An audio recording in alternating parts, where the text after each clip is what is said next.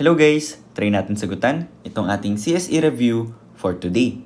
Evaluate 6x plus 13 is equals to 61. So, we are going to find the value of x dito sa ating equation.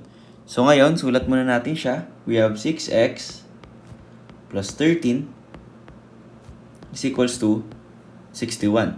So, ang key trick sa ganito, sa finding the unknown or finding the value of x, is kailangan ma-isolate natin yung x, na x lang yung nasa left side. So, paano natin gagawin yon?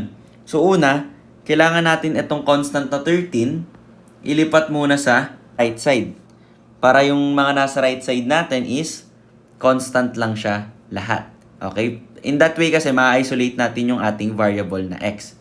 So, pag nilipat natin yan sa right side, okay, so copy muna natin yung 6x sa left side na matitira is equals to, copy yung 61.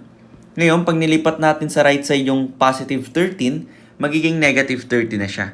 If flip natin yung sign niya. So, kung positive 13 siya sa left side, pag tumawid siya sa equal sign, mag-change or mag-flip yung ating sign. So, minus 30 na siya. And then, simplifying this, we have 6x is equals to 61 minus 13 is equals to 48. So, ngayon, meron tayong 6x is equals to 48. To find the value of x, we divide both sides by 6. Okay? So, 6 divided by 6 is 1. So, x na lang ang matitira dito.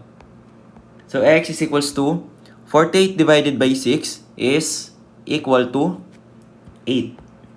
So, 8 yung ating sagot for this question. Letter A. So for our next question, kindly comment down your answer sa ating chat box and let's see if naintindihan nyo yung ating review for today. And that's it for our review for today. I hope may natutunan kayo and maraming salamat sa panonood.